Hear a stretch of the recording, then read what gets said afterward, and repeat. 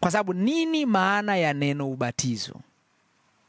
Neno ubatizo limetokana na neno la lugha ya Kiyunani linaloitwa baptizo, ambalo tafsiri yake ni tosa au zika. Na nitatoa ufafanuzi wake sasa kimaandiko. Sehemu nyingine maandiko yanasema tunapookoka tunahesabika tumefufuliwa, na pale mwanzo tulikuwa tumekufa. Tuko sawa?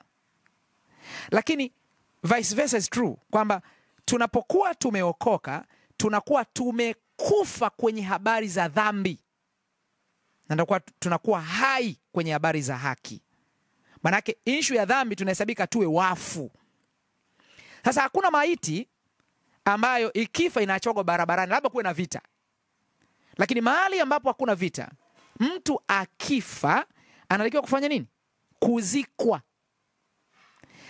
Hivi ndivyo ilivyokuwa nyakati za kwanza. Mtu alipotubu dhambi alihesabika amekufa kwenye habari za dhambi. Na akishakuwa amekufa alitakiwa azikwe. Anazikwaje sasa? Anazikwa kwenye kaburi la mfano ambalo ni maji, anazamishwa kwenye maji. Kama hujazamishwa maana yake hujawahi kubatizwa. Yaani kama ulinyunyiziwa maji, maana yake hujabatizwa, ulinyunyiziwa maji. Kibiblia ubatizo ni kutoswa. Twende katika maandiko. Warumi 6 mstari wa 3 mpaka wa 5. Warumi 6 mstari wa 3 mpaka mstari wa 5. Ni andiko muhimu sana ambalo linaweza kukusaidia. Na nitakupa na jingine, na jingine, na jingine. Manne nimesema hapo. Kama akifika matano, basi sawa. Lakini hili naanza nalo. Warumi sura ya 6 mstari wa 3 mpaka mstari wa 5. Angalia maandiko yanavyosema. Hamfahamu ya kuwa sisi sote tuliobatizwa katika Kristo Yesu tulibatizwa katika mauti yake? Mstari wa 4.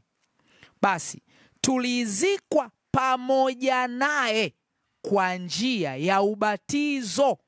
Umesikia? Kwa njia ya ubatizo katika mauti yake, kusudi kama Kristo alivyofufuka katika wafu kwa njia ya utukufu wa Baba, vivyo hivyo na sisi tuenende katika upya wa uzima. Hebu nifafanue kwanza.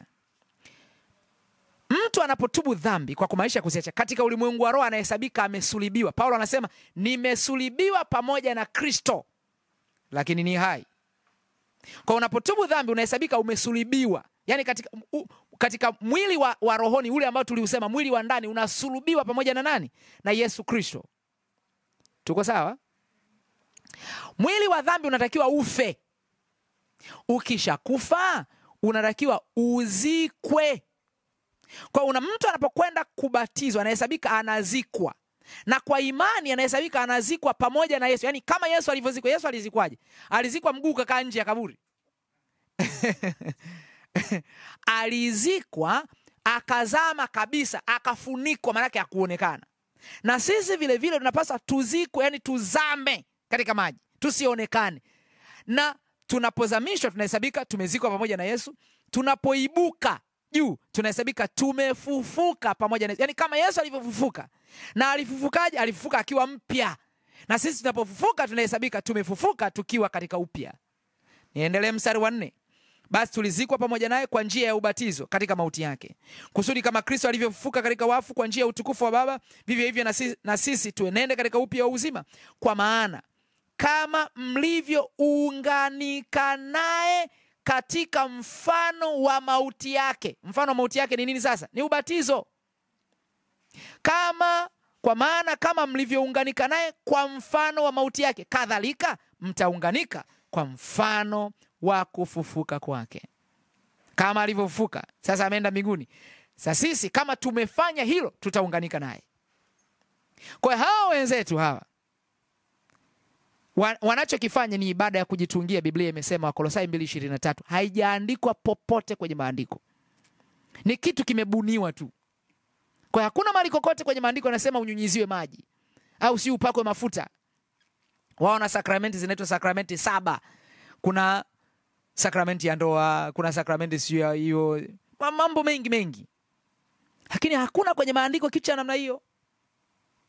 Kwa hiyo wanachokifanya sio sahihi. Nimekupa maandiko. Yesu mwalifu msalabani alimkubali Yesu pale msalabani. Yesu akamwambia leo hii utakuwa pamoja nami peponi. Alibatizwa yule? Hakubatizwa. Maana yake ni nini? Mtu anapokuwa kwenye hatua ya mauti ya mwisho, huyu mtu tunamuongoza kwa Yesu ili aokoke. Basi Akishaokoka, issue ya ubatizo tunasubiri mpaka awe na nguvu, awe mzima kiafya. Hakuna mtu ambaye aliwahi kubatizwa katika Biblia akiwa mgonjwa mahututi kabebwa anataka kukata roho. Hakuna kitu cha namna hiyo. Yesu mwenyewe alibatizwaje? Mathayo 3:13 mpaka 16. Nilisema nakupa maandiko mangapi?